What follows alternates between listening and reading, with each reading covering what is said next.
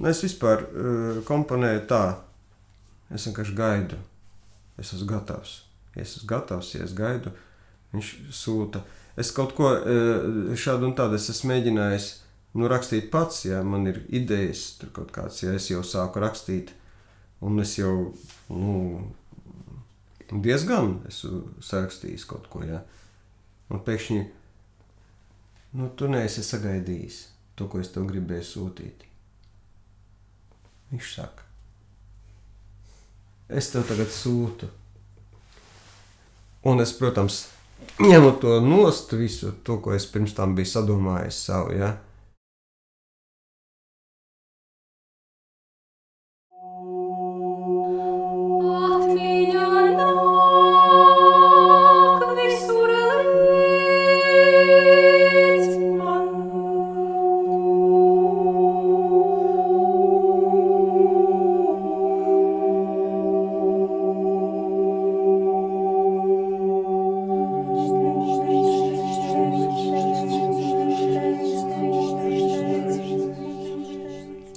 Laipni lūgts, programma Viena Balsi.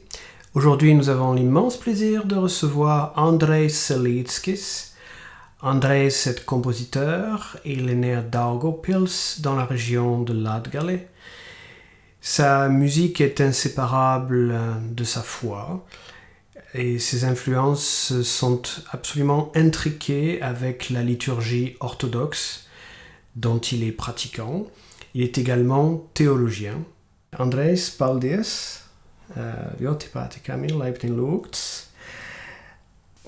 Votre musique est tellement spéciale que pour essayer de faire comprendre aux personnes qui vont regarder, elle est aussi spéciale par rapport peut-être aux autres compositeurs lettons. Je voudrais commencer par comment moi je vous ai découvert. Par le morceau qui s'appelle Menes Starostego, qui est inspiré, dont le texte est un poème de la poétesse Aspasia. Et c'est une pièce musicale qui est très spéciale, qui n'est pas uniquement émouvante, mais qui est quelque chose qui est une expérience profonde et bouleversante, dans laquelle moi, j'ai eu l'impression d'entendre l'appel de Dieu qui vient de l'Est. Et j'aurais aimé savoir comment vous avez composé ce morceau, dans quel contexte, dans quel état d'esprit vous avez composé ce morceau. Tomēr mūzika, vismaz radot mūziku, ja, reizēm tā kā pasteidzas tā kā pa priekšu, ja. Es vienīgo reizi mūžā biju Francijā, Kaspara Adamsona tēva Ārijas Čepasta koris Austrums. Ārijas Čepasts mans draugs, un viņš, vienmēr, bieži vien trūkst tenori, ja, kad jābrauc uz kaut kādiem festivāliem, konkursiem un tā tālāk, ja, viņš aicina mani šādu un tādu, agrāk tas bija pirms ģimenes. Un aizbraucu uz Ziemeļu Franciju, un tur bija tā kā pēc visa tāds kopīgais pikniks ar mūsu koris, ja, tad visi šīla tautieši, kas mūs uzņēma fantastiski, tur bija vīni un tā tālāk. Un tādā līksme, ja, nevis ārējā līksme, bet iekšēja dziļā līksme, tāda kaut kāda arhetipiska tāda, kaut kāda sajūta. Un man radās šī tēma. Šī tēma man radās, un es viņu nodziedāju turpat pie kaut kāda ugunskura vai kur tur vienreiz, un sapratu, ka Dievs mani apžēloja, kas saka, ne, ar šo tēmu.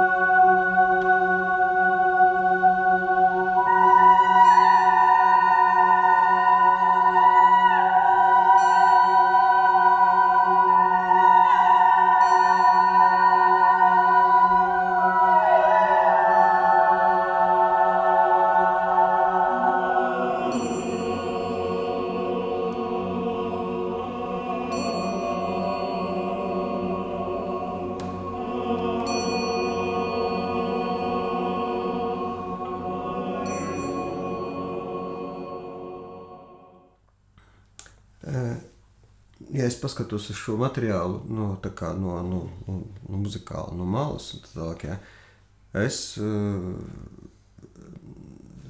jūtu un saprotu, ka, man senčos ir gan no tēva puses, gan no mātes puses ir poļi. Un šī tēma ir kaut kāda, protams, ka priekš manis tas ir paradīzes dziedājums. Vai ilgas pēc paradīzes.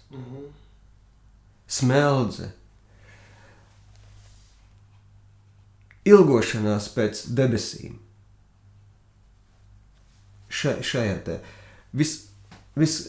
vislīksmākajā brīdī, un jo līksme ir intensīvāka, viņa pāriet kaut kādā raudu dziesmā, var sacīt, par to, kas vēl augstāks par to līksme, vēl pilnīgāks, vēl tāds, ja, un tu notver to aiz astes, tā kā ugunspūtne šo te, nē, es neko nenotveru, vienkārši Dievs tev sūta, nezinu. Un es viņu analizēju, tā kā viņš būtu tā kā poļu. Kaut kāds, es nezinu nevienu poļu tautas dziesmu identiski, ja? Bet viņš ir ļoti, radniecisks. Es agrāk kaut kādu, tagad pēdējā laikā nē, bet jaunībā,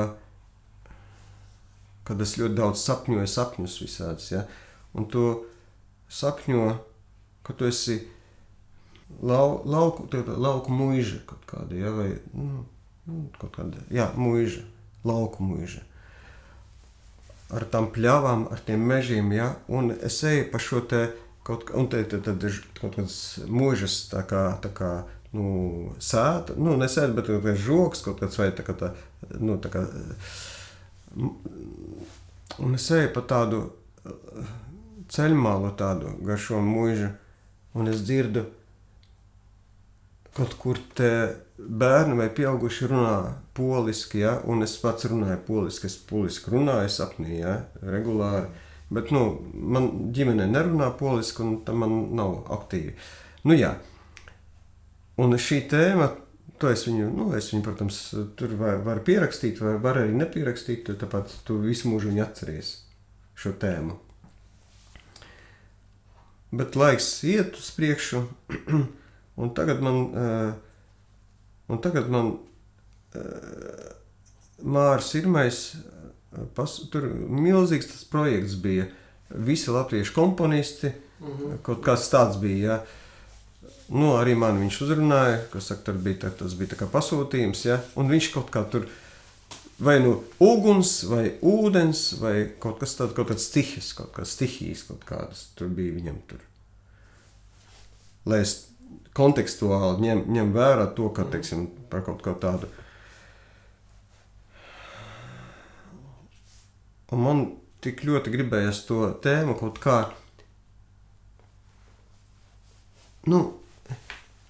dzemdināt, cik viņš var kaut kur tur, ja, kaut kur uzkārties, ja.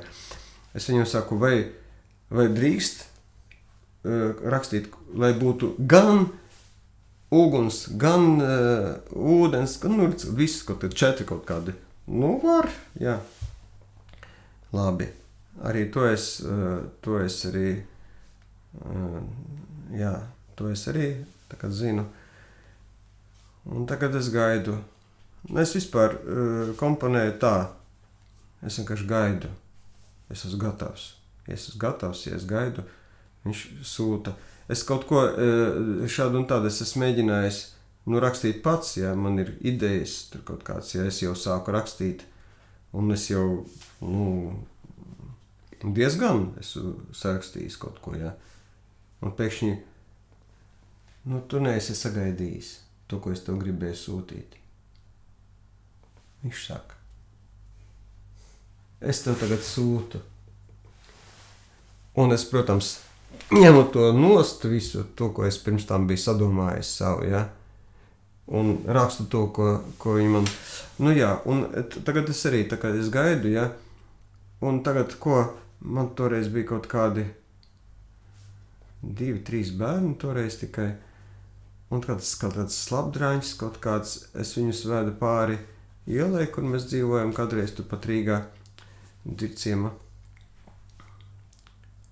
Un mēs ejam pāri ielai, kur zebra. Nāk slapdraņš no debesīm. Un pēkšņi šī tēma, ko mēs jau pazīstam jau daudzus gadus, ja, pēkšņi viņš man sūta atpakaļ. Mēnes staru stīgo. Un tā tālāk, kā ir zināms. Viņš man papriekš iedod to tēmu, un tagad viņš man dod tekstu.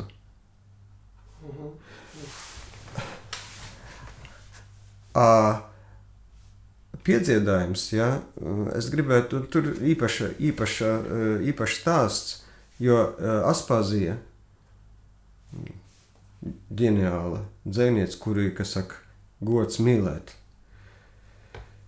Kā dzejnieci, kā cilvēku, viņa to dzejoli uzrakstīs, tad citu ātrāk nekā Raini pazina. Tas ir jaunība, tā ir pavisam cita lieta. Viņai bija ļoti spēcīga mīlestība pirms tam, ja, un ļoti traģiska mīlestība. Un šis ir traģiskas mīlestības tā kā, auglis, ja. Bet šī mīlestība traģiski beidzās, bet pārdzima, pārtapa kaut kādā, kā lai saka, tur tālāk tekstā iet runa par dievišķo mīlestību. Un tas mani tik ārkārtīgi uzrunāja, tā ir tāda arhetipija, šī dzeja, ka es biju nolēmis, nevis nolēmis, ja, es ļoti gribētu kaut ko uzrakstīt tādu, kā tautas dziesmu, kas viņas, protams, ka tā ir dzeja, bet visaugstvērtīgākā dzeja spēj, un viņa arī drīkst, kļūt par folkloru. Folklorā ir ļoti daudz tādu tekstu, kur ir reliģija, filozofija, mistika, kaut kādas tādas lietas tiek pateikts, ja, konceptuāli, tik augstas un tik dziļas. Un šeit ir tik vienkārši, skaidri pateikts tas, ka mīlestība nebeidzas nekad, ka viņa iet vertikāli uz augšu, ka viņa tiešām pelnījusi kaut kādu folklorisku tādu vispār kaut kādu rāmi, ja? Un tāpēc es šo savu tēmu, it kā savu, ne jau savu, bet to, kas manī šeit dzīvo, ja? Es viņu turpināju ar, faktiski citāts. Jo piedziedājums ir tad velkamās dziesmas. Visautentiskākais latviešu folkloras slānis, kurš ir speciāli citēts priekš tam, lai padarītu Aspaziju par folkloru. Aspaziju padarīt par folkloru. Tas ir priekš viņas. Un priekš tam, lai šo te mīlestības intensitāti ieramēt dievišķi, vertikāli, tā debišķīgi, ja. Lūk, protams, ka viņš, it kā, teiksim, ja mana tēma ir it kā, varbūt, ka var, es tur saredzu polisku kaut kādu tur, bet tad, kad viņu savieno ar Burdonu, ar to velkamo dziesmu, tu redz, ka šī tēma ir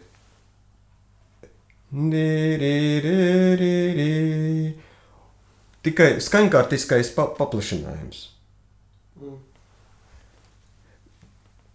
ja teiksim, jo tā skaņkārta tik šaura tajā senajā dziesmā, bet ja mēs šo skaņkārtu turpinātu, viņa varētu būt šāda. Es vienkārši izdziedu to dziedājumu tajā skaņkārtā, kas ir sakotnēji dota.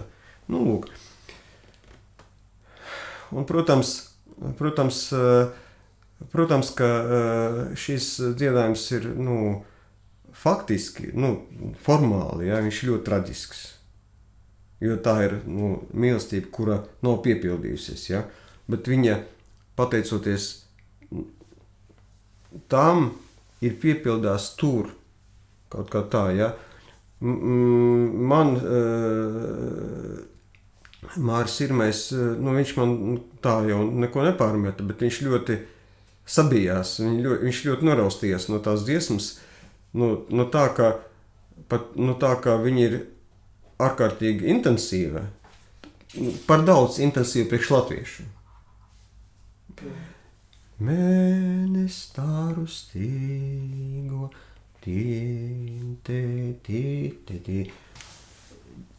Dārziņš ir ģēnijs, bet redzi, viņš ir latvisks, viņš ir rāms, viņš ir kluss, ja? Viņš tādas lietas neiztiek, labāk nē. Es atļaujos atvērt visu to potenciālu, kas bijis tajā dziesmā, un tajā vispār nevis, dziesmā, bet tajā uzstādījumā. Un izdevies, var teikt, ja, paldies Dievam, izdevies realizēt to, ko es cenšos realizēt, vienmēr.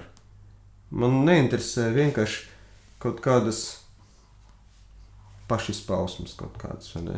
Man neinteresē manas jūtas, vai, man interesē, ja, bet ne tik tālu, lai es viņus materializētu muzikā, ja. Protams, ka man daudz kas interesē, bet debesis un alkas pēc debesīm un mīlestību uz debesīm un Dieva atbilde. Ne jau es viens tā kā kaut kāds saucējs tuksnesī kliedzu, ja? Mēs taču ar Dievu, cik tas būtu drosmīgi teikts, ja, mēs sarunājamies. Ne sarunājamies, bet, ir kaut kādā kontaktā, vai ne? Viņš man visu dod, un es viņam atdodu atpakaļ.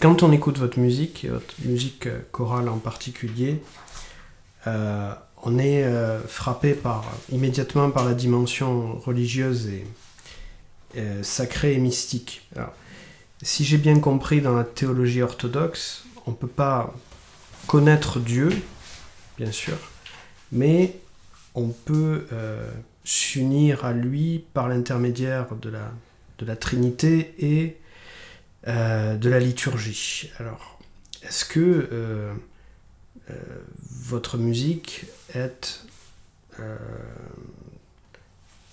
en général de la liturgie? Est-ce qu'elle joue le même rôle qu'une icône? Nezinu, vai Dievu nav iespējams iepazīt. Viņu var iepazīt, tikai viņu, kas saka, nevar fiziski redzēt.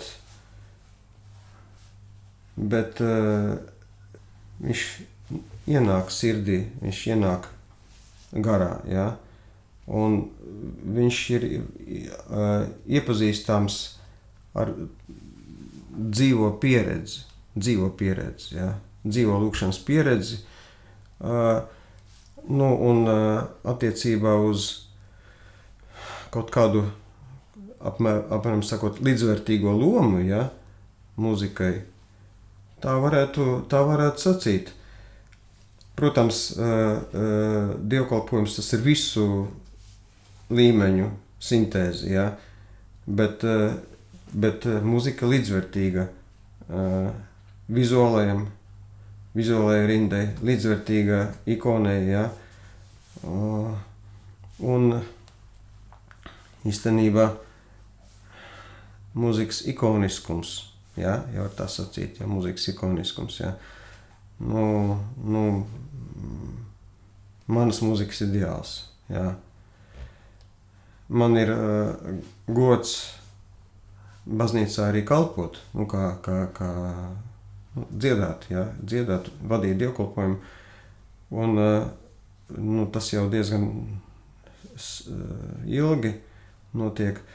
Tādā ziņā labi, ka atskaitas punkti vispār visa tā uzstādījuma pareizi, ja, dabiski. Ja mēs dievkalpojumā nepraktizējam mūziku, kura aizved kaut kādā sapņošanā, bet ja viņa koncentrē uz lūkšanu, tad es ļoti labprāt, ja šādu mūziku praktizēju. Paldies par jautājumu. Turklāt, kad tu pieeji pie ikonas, kas ir fenomenāls, dievkalpojums ir viena lieta. Privāti es eju, ieeju dievnamā, tur sveci tur un tā, es eju pie dievmātes ar īpašajās reizes, vai tāpat man gribās, ja. Es gribētu teikt, pie ikonas es varu pienest visdziļākās ciešanas un visaugstāko līgsmi, visu, kas manī ir, ja, un ikona paņems gan to, pieņems. Kas ir tas, kas ļauj absolūti visu pienest? Ja viņa būtu sekulāra, nekas tāds nebūtu iespējams. Alors, vous disiez que le sacré, c'est quelque chose de séculaire, ne pourrait pas remplir certaines fonctions, mais dans l'œuvre d'Arvo Pärt, il y a des choses qu'on ne peut comprendre que si on fait, je crois, c'est moi je le vois comme ça, que si on fait une expérience spirituelle particulière. Moi je pense que j'ai compris Fratres quand, pas uniquement intellectuellement, mais émotionnellement, quand j'étais dans un monastère. Mais, sauf erreur de ma part, ça ne fait pas partie des œuvres liturgiques d'Arvo Pärt. Alors, il me semble que dans votre œuvre musicale, il y a des choses qui ne sont pas de la liturgie, mais il y a toujours quelque chose, il y a toujours la clochette comme ça. J'aurais aimé savoir la signification que ça avait. Es diemžēl, nevarētu teikt par sevi, attiecināt uz sevi to, ka es dzīvoju atbilstoši savam aicinājumam, pienākumam, ja. Es tāds slinks, ja, kūtrs un tā tālāk. Bet vienalga, tikai dzīvā pieredze ļauj ielūkoties aiz tajā visā, kas notiek tur, mistiskajās dzīlēs. Un es agrāk nebiju formulējis, mēģinājis formulēt šo te kaut kādu sen atpakaļ pretī operas namam Rīgā, padomu laikos vēl sen atpakaļ. Tur bija suvenīra veikals, Valtera un Rapas grāmatnīca, un aiz pagrieziena tur bija suvenīra veikals, kur tagad ir tas, kā viņi sauc, tas kaut kāds holandiešu, ķīniešu, kaut kāda krāme tur, ja.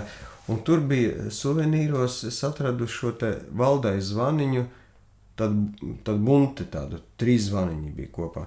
Es toreiz viņus nopirku, un starp citu nopirku, un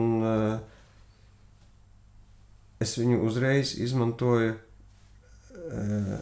Mans draugs Viktors Jansons, režisors, toreiz veidoja izrādi pēc Aspāzijas un Raiņa dzējas, tādu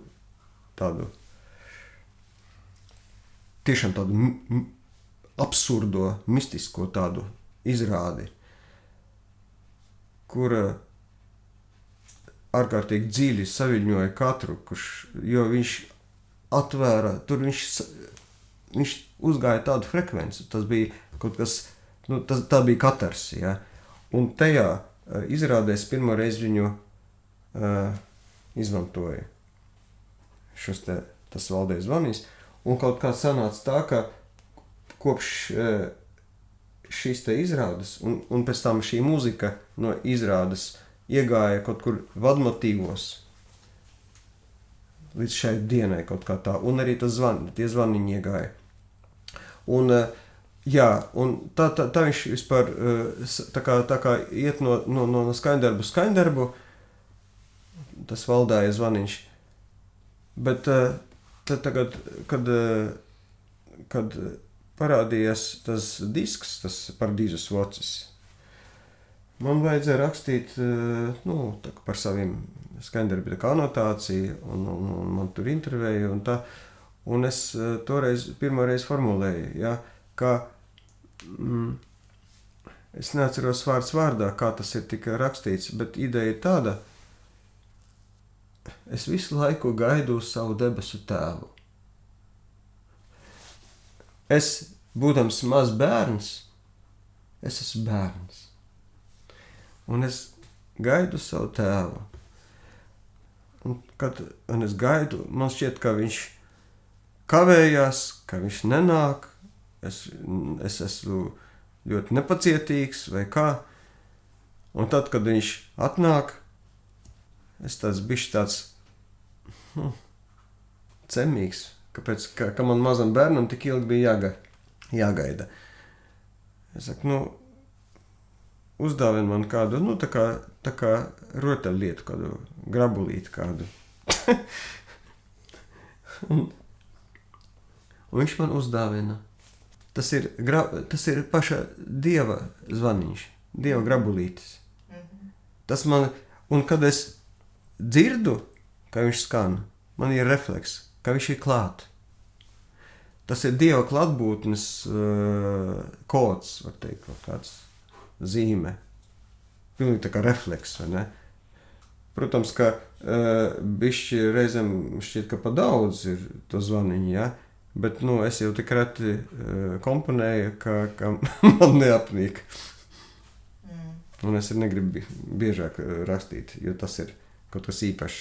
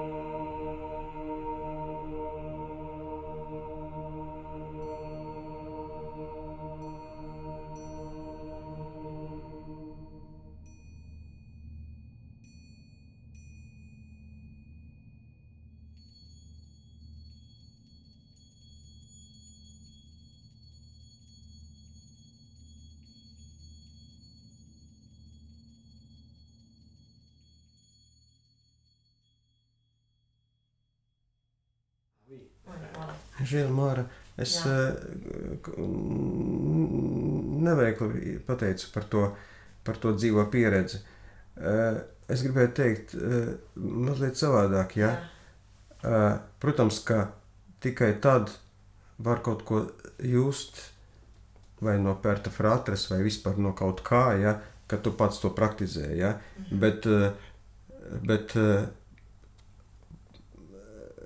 lūkšana nekā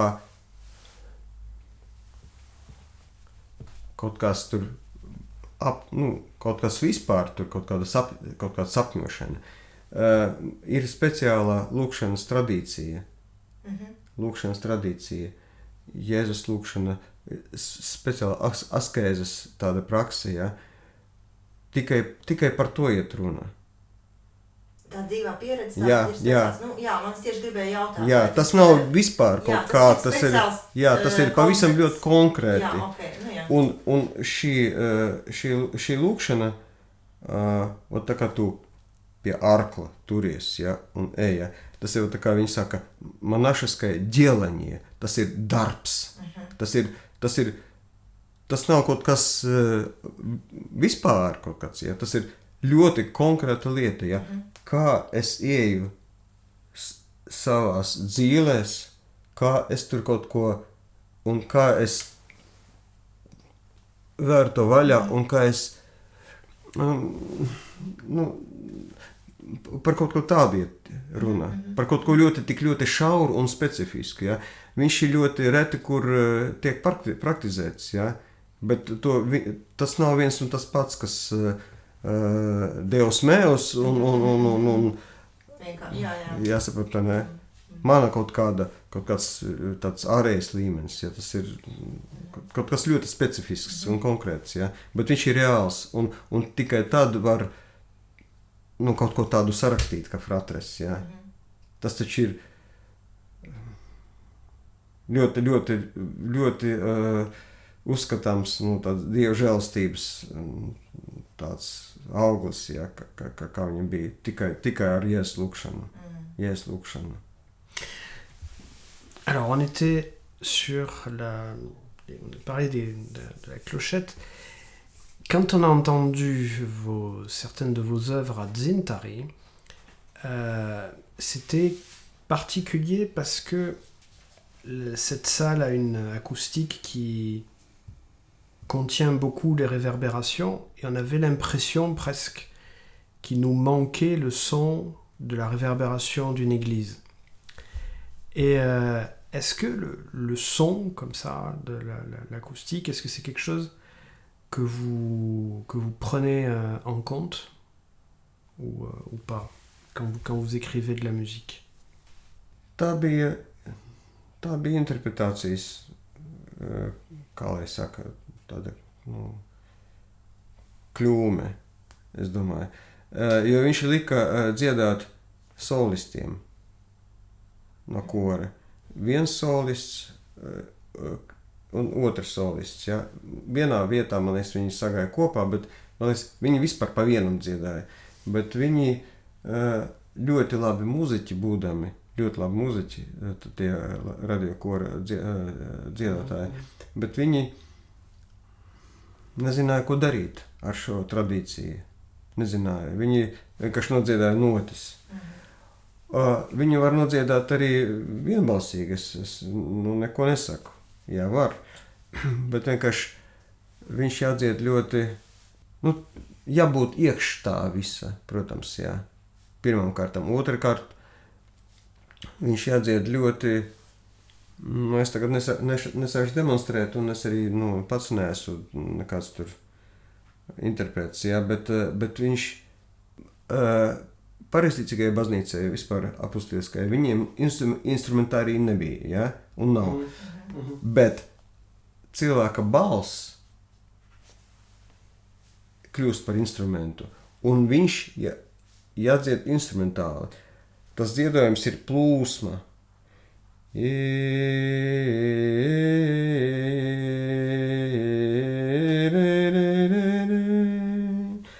Un tad tālāk, to nerakstāt, ja viņš viņš ir ikonisks arī pēc savas, ne tikai būtības, bet viņš ir ikonisks arī savā izpausmē, ja? Ja manā monodijā, ja mana monodija pauž emociju, kaut kādu kaisli vai kaut kādus afektus vai kaut ko tur, kaut kādas, kaut kādas emocijas, ja? Tad baznīcas dziedājums aizveras. Skan tikai viņa čaula, ja? Un tāpēc viņš ir kails. Viņi varēja nodziedāt klusiņām.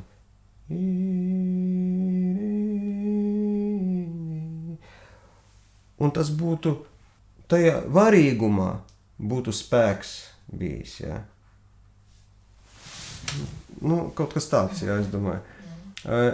Es rakstu, protams, ne priekš vienas reizes, kad viņš tiek atskaņots, jā, lai gan, protams, ja pirmatskaņojums ir domā, kur viss plūst un šitā te virmo un virpuļo, jā, tad es padomāju, kādu faktoru likt, jā.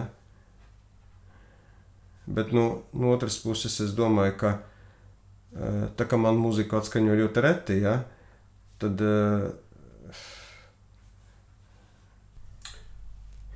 atceraties, tur Aspazija nebeidzamā gaisma līst, ja. Tas ir baznīcas mūzikas uzstādījums, ja, ka ir plūsma, kur ir konstanta un nebeidzamā. Mēs viņu neesam dzirdējuši sākumu, nedzirdam beigas, bet viņa plūst mūžīgi. Un eņģeļi šo muziku uz vietas tā kā nevis improvizē, bet komponē. Bet labi, bet viņa tiešām, viņa plūst pati. Ne es viņu dziedu, bet viņa pati sevi dzied. Un tad viņš skan un viņš aizsniedz manu sirdi, kaut viņš ir nevarīgs par nevarīgāku. Tu nedomās vairs par to, ka tur neskan kaut kas, ja, kaut vai viņš tur, atcerieties, King Crimsonam,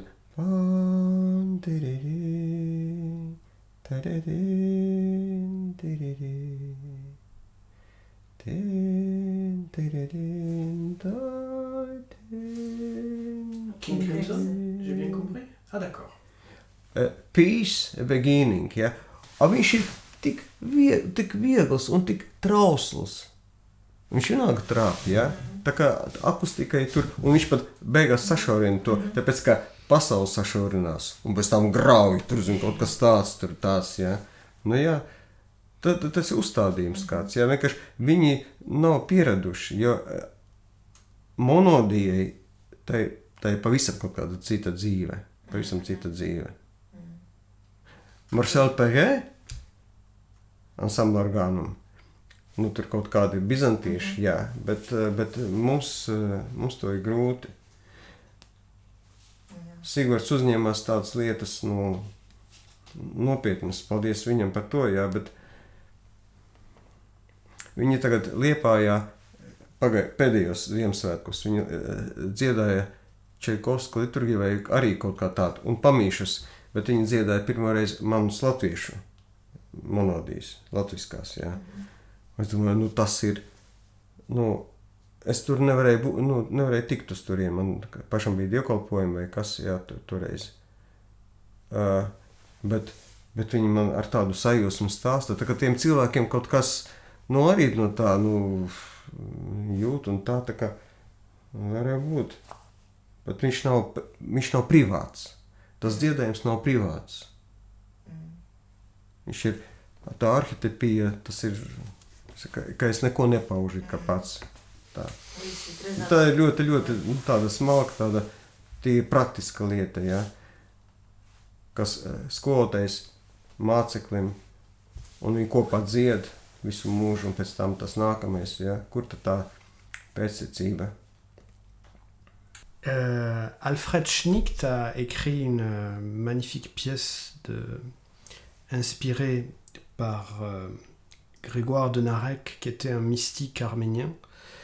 Et est-ce que vous aussi, vous vous êtes inspiré des traditions liturgiques arméniennes qui étaient en slavon à l'époque? Paldies par jautājumu. Man Armēnija ļoti, ļoti aktuāla. Mans svētais aizlūdzējs par mani, svētais Andrejs, viņš ir no Gruzijas. Un man Gruzija ļoti, ļoti tuvu, bet Armēnija kaut kas ir atkal absolūti īpaši. Un šī te kaut kāda tāda saskarsme ir bijusi tik ļoti savāda. Es vēl mācījos akadēmijā, jaunībā, padomu laikos. Un tas pat nebija skaņdarbs sākotnēji kompozīcijā. Es kā komponists stājos tur, bet man bija polifonija.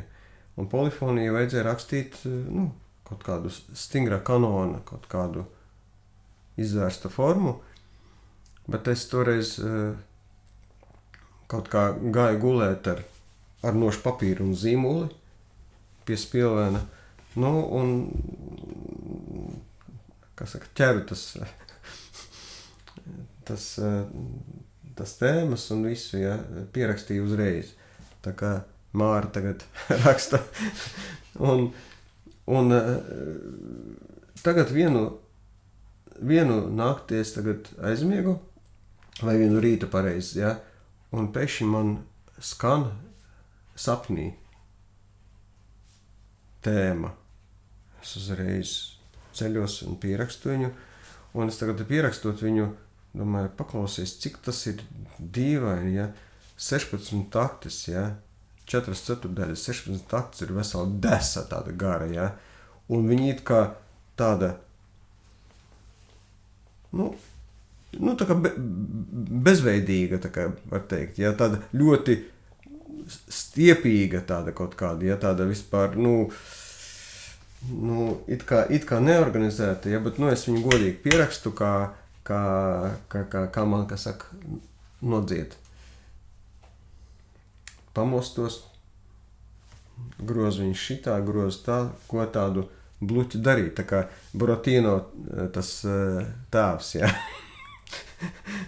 Bet, beigās tas Buratino sanāk tāds, ka es sapratu, ka tā ir tēma manai stingrā stila polifoniskam skaņdarbam. Jo tāpēc, ka es viņu, kā jau viss, kas ar stingro stilu, ja, jebkurā brīdī es viņu turpinu, imitācijas streti, tur spoguļi, tur vēzis, tur paplašinājumi, sašaurinājumi, viss polifonijas darbs, bet unikāli tas, ka viņi šausmīgi gara. Es esmu paklausīgs, un es tagad to izdaru, ja, un man sanāk skaņdarbs Stīga orķestrim, tas ir tas kanoniskās variācijas Stīga orķestrim, ja. Kāpēc es to stāstu visu, ja? Tad, kad tu raksti, tu neko nesaproti. Bet tad, kad tu esi uzrakstījis un atskaties uz atpakaļ, tu daudz ko saproti.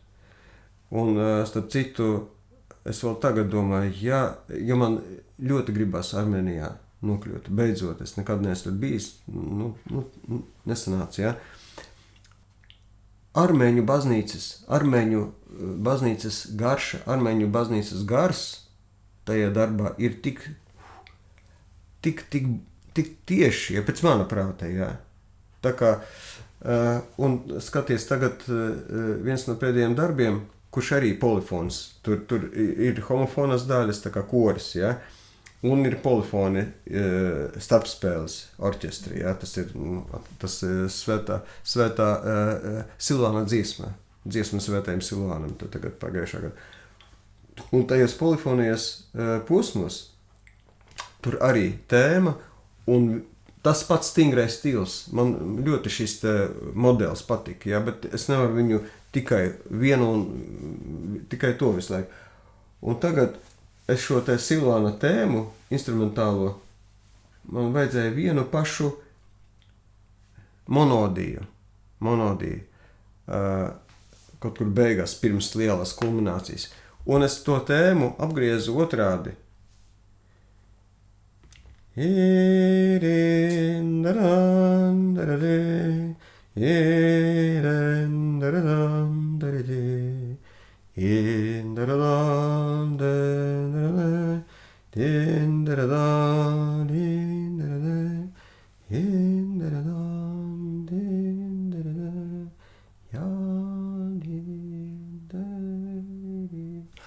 Un tad tas, jā, bet es viņu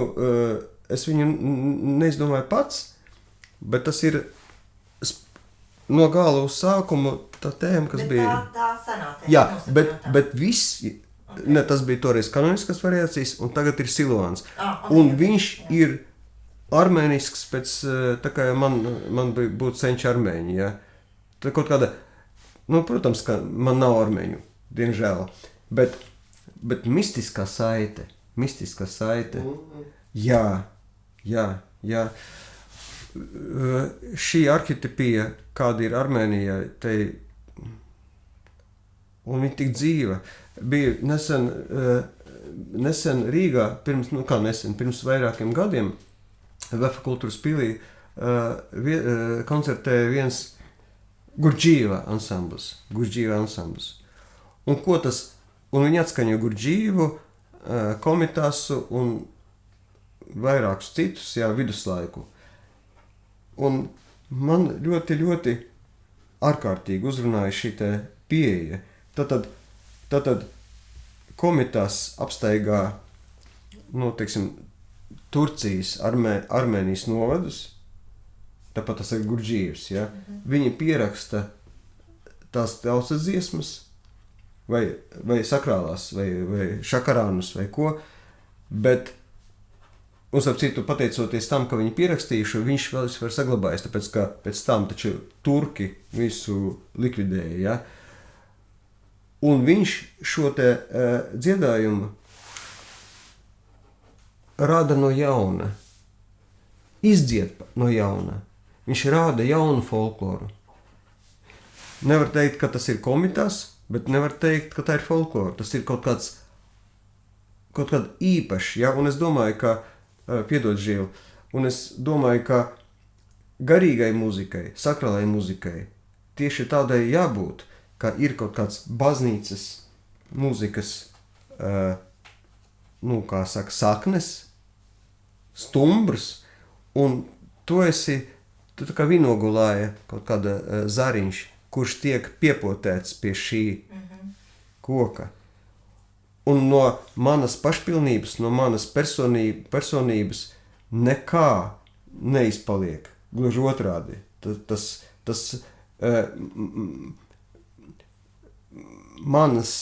Mana patība, mana individualitāte šajā te atzarā tikai kļūst, nu, īstena, dabiska, tieša un tā tālāk. Jā.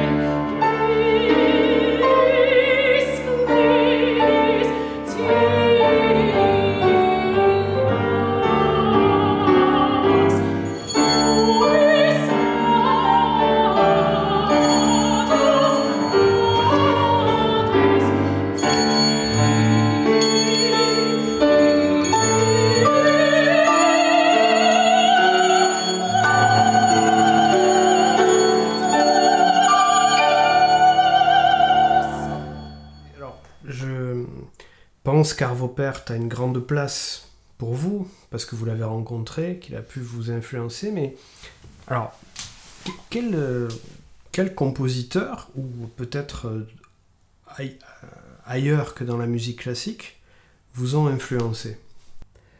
Man šis ietekmes izpaužās ļoti tā saudabīgi, var sacīt, ja? Tāpēc, ka es ne no viena, varbūt, jā, jaunībā, kamēr tu krāji, tad, protams, tas ietekmes ir ļoti konkrētas, ja? Bet vienalga, pirmā tad, kad es braucu pie Arva Pērta pirmo reizi, ja? Nevis es speciāli braucu, jā, tajā reizē jaunībā man sanāca būt Tallinā, un man bija tā drosme uzzināt viņa telefonu numuru, viņam piezvanīt un lūgt uz audienci, ja. Jā, viņš man nozīmēja laiku, kaut kāds vakars, ja, bet tā bija diena. Es biju nabaga students, es pat nebiju akadēmijā iestājies, es vēl biju, mediņu skolā, ja, un man, kā studentam, man nebija naudas. Man bija, es pa pēdējo naudu nopirku sev kaut ko, un kaut kādas tur konfektes, ko aizvest mājās, tas igauņu, tas suvenīri konfektes, ja. Es gribēju teikt, jā, un aizgāju uz, tur mums tā kā Jāzep Mediņu vidusskola, tur tā kā Georga Otsa mūzikas vidusskolas koledžas kopmītnes. Tur es kaut kā tur apmetos, jā, un tāds bija vispār, bet un man gribēja sēst, jā, un es no tiem studentiem tur dabūju verdošu ūdeni, kaut kādu glāzi, jā, un dzēru to verdošu ūdeni un uzēdu tas pašs konfekts, jo man gribēja sēst, jā, un gaidīju to vakaru, jā, un saprotu, un gaidot to vakaru, es uzrakstīju to lūkšanu šupuļdziesmu, to skaņdarbu.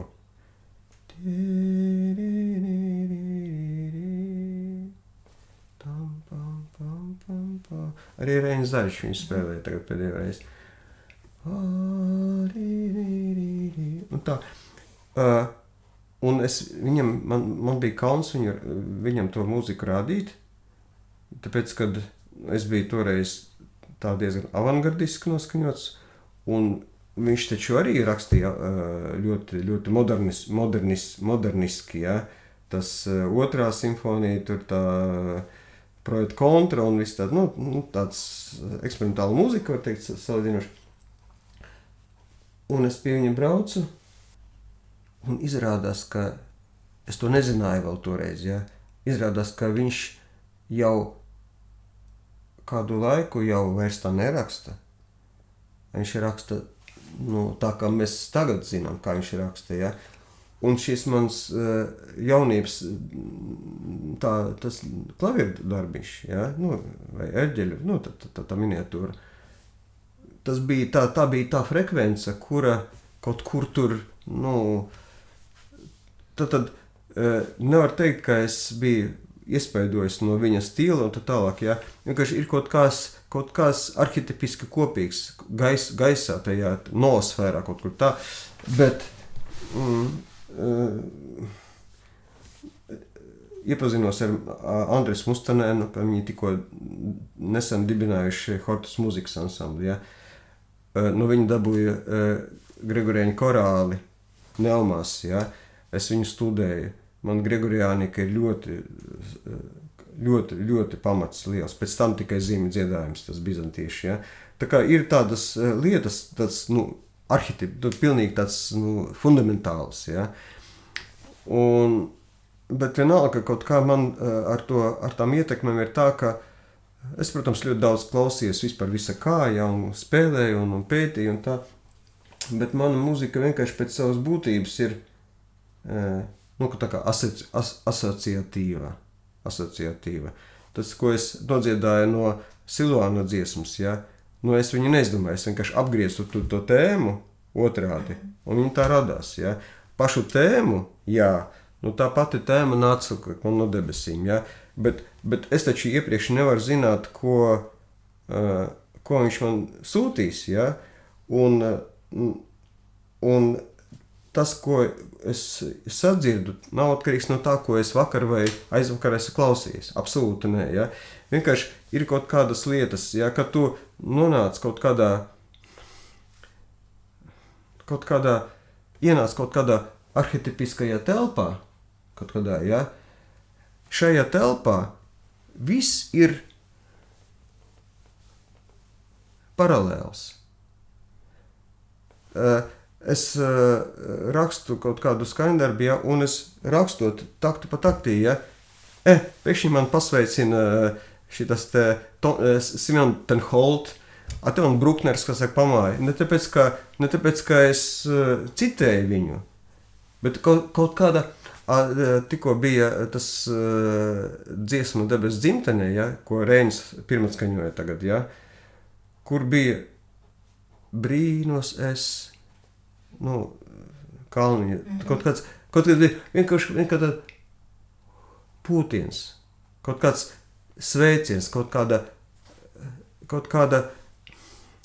kāds, nu, muzikāls sveiciens no viņa, bet tāds pilnīgi tāds garīgs sveiciens, ja, it kā visi viņi dzīvotu kaut kur, ja, un viņi man pamātu, katrs no savā, kas saka, ir tā milzīga telpa, kur tu ar viņiem esi kaut kādu 1,000,000 kilometru nost, ja, bet tu vari pastiept roku, teiksim, vai kaut kā tā, saskarties kaut kā tā, kaut kāds unikāla tāda kaut kāda pozīcija, ja, un no šejienes ir tas paralēlisms, nevis kā tu kaut ko tur citēt, ja. Tā kā es esmu brīvs no ietekmēm, no tādām konkrētām, ja, es varu atļauties skaņdarbu sākumā, nu tā kā ziniet, tā kā kādreiz klasiskajā literatūrā bija epigrafs. Es varu nocitēt kaut ko, vai nocitēt tā kā putvēņi, nu tā transformētā veidā, vai Mēnestaru stīgo, vai Sapņu tālumā, vai Latvijas himnu. Vienkārši tas klausītājs, kurš klausās šajā te kontekstā, viņš uzreiz, un es viņu uzreiz esmu, nu, iesaistījis savā, kas saka, savā tajā areālā, un tā, priekš tam, ja, bet, nu, jā, fundamentāli ir monodija, gregoriānika, tātad armēņu, rumāņu viduslaiku mūzika. Nezinu, daudzie to nepazīst. Bet rumāņu sakrālā mūzika senā, tas ir kaut kāds brīnums vispār, ja? Nu, šits vispār visas arhetipijas, etiopieši, ja viņiem ir Jeruzalēmē klosters, paradīzes klosters, ja? Teiksim, cits klosters ir veltīts tam un tam, viņam ir paradīze. Kā viņi tur kalpo, tu tā kā staigātu pa paradīzes ēdienas dārzu vispār, ja? Nu, ir tādas, ja, bet unikāls lietas, nu, protams, Pērts, ja, viņš man skolotājs, viņš man tā kā tēla vietā, ja, lai gan mēs ļoti reti tikāmies un sarakstīties nesanāca, jo viņš jau emigrēja, toreiz nebija iespējams sarakstīties tā, bet, nu, Šopens man brālis, es viņu, Šopens, bet, nu, tas, mūziķim ir visi mūzika. Priekš mūziķi visi ir mūzika, ja, un es vispār mīlu mūziku, ja. Es mīlu latviešu mūziku, es mīlu vispār, ja. Teiksim, kad es Šumanu klausos, ja, man tāda sajūta, ka visa pasaule plaukst. Kas tajā Šumanī ir tāds, ka tev tā rodas tāda endorfīna, tāda pilnīgi tāda sajūta. Tā ir man ļoti individuāla sajūta, bet, nu, nebūt, es nekur nepaužu to, teiksim, savā, jo tajā muzikā skan tikai tas, ko es dzirdu, ja? Ko es uztveru. Un tas, ko es esmu tā kā fiksējis, ja? No tām dažām skaņām, ko es esmu saņēmis, ja? Es vienkārši veidoju. Un tas, kā es to veidoju, tas atkarīgs no tām sakotnējām pozīcijām, ko viņš man dod. Ja? Es nevaru kaut ko veidot pretēju tam, ko viņš man ir devis. Ja? Tie spēles noteikumi ir tādi. Ja? Silvānam ir tāds, ja Aspazija tāds un tā tālāk. Ja? Tas viss ir ļoti, ļoti... Man tas tie iespaidi no ārpasaules ļoti dārgi, bet viņi nav sakotnēji, kas saka. Mans uzstādījums ir tāds, ka pirms tu sāc sacerēt kaut ko, tu esi balta lapa. Čau. Un ja viņš kaut kam ir līdzīgs, ja, paldies Dievam par to, pašam jābrīnās, ja? Tu taču nekad nevar to paredzēt. Es neeju pavadā tas mūzikas, ja? Bet vienkārši es realizēju to, kas tajā materiālā ir iekodēts, teiksim tā. Balans starp no vienas puses asociavitāte, ja? Tā kā viņš atpazīstamība uz visām pusēm, ja? Tāda atvērtība, ja? Un otras puses tāda starta pozīcija, ka visa muzika, faktiski visa pasaules muzika, ja, ir viņam saujā, var teikt, ja, un viņa visa ir vienāda, sākotnēji vienāda. Un pēc tam, kā tikko viņš atvēr, tad viņš viens uz to pusi, otrs, tad vienotības, tad es par sajūtu, ja. Un tad, ja viņš ir, protams, visi viņi ir brāļi, tā kā fratres, ja, un visi viņi ir tā kā dvīņi, bet, protams, katrs, ja, tā kā eņģeļi. Tā ir tam influencēm. Alors, ma dernière question que je pose à tous les invités, c'est dans votre enfance, aussi loin que vous vous souveniez, quel est le premier souvenir qui est associé à un son ou à une musique? Tas, ko es varēju dzirdēt, kad tiku ieņemts, un visus tos 9 mēnešus, ja to es nekomentēšu, ja tas ir pāri komentāriem, bet kad es jau biju zīdains, bija tā, ka mēs dzīvojam Ogrē, netālu no Rīgas, cik te ir kilometri. Tur es pavadīju savu bērnību līdz 12 gadu vecumam, bet nelaime tāda, ka mans tēvs ir mīris, kad man bija 1,5 gads kopš dzimšanas. Un tad mana mamma bija viena, es biju maziņš, viņas mamma un viņas vecmammiņa. Un gan viņas mamma, gan vecmammiņa bija, tur vajadzēja operēt, un tur bija dzīves nāves arī jautājums. Ārkārtīgi tāda, un vajadzēja strādāt. Nevarēja nestrādāt. Tikko bērns ir dzīves, kaut kādu nezinu cik, bet tūlīt pat vajadzēja. Un es jau kopš 2-3 mēneši, vai 2, neatceros, ko viņi tur stāstīja, 2-3 nedēļas, uzreiz uz silīti, ja, mani. Bet tā kā es biju mājās, viņai vajadzēja uz veikalu skriet, vai to darīt. Manam tēvam, nelēķim, bija plaša kolekcija. Tur bija viss Čaikovskis, kā viss, 4., 5., 6. simfonijas, tur baleti, tur atmiņas par Florence, tur vioļu koncerts, kādēļ es par violnieku kļuvu, ja. Un vēl tur šāda tāda klasiskā mūzika, bet viņi kaut kā man lika to Čaikovski, un es mazs bērns, siglītē guļ, jā, faktiski, jā. Vēl knap atsver, jā. Un kā viņai jāiet uz veikalu vai kur, viņa tur uzliek to ilgspēlējošo plati un aiziet vismaz līdz veikalam. Jo tad, kad skan muzika, tad es neraudu.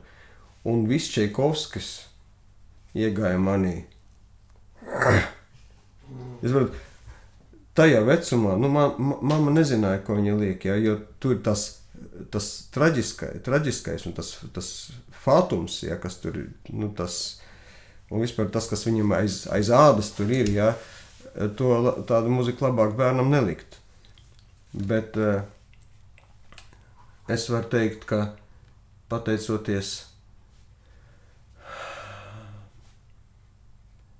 par mani ļoti, ļoti laikam aizlūdza tur kaut kur, jā. Un arī vecmāmiņa un vecvecmāmiņa ļoti, lūdzējis bija, jā. Un pateicoties tam, viss tas, es neteiktu ļaunais, bet tas, kas varētu cilvēku kaut kā destruktīvi ietekmēt no Čaikovska puses, tas mani nav ietekmējis. Tas labākais, kas Čaikovskam ir, ja, tas man ir ietekmējis. Tad Čaikovska mūzika zina no galvas kopš zīdaiņa vecuma. Tā, lūk. Andrēs, liels paldies. Merci beaucoup. Si vous avez aimé ce programme, mettez un like, pensez à vous abonner et partagez sur les réseaux sociaux. C'est le meilleur moyen d'aider ce programme. Et en espérant vous retrouver ici très bientôt. Merci beaucoup.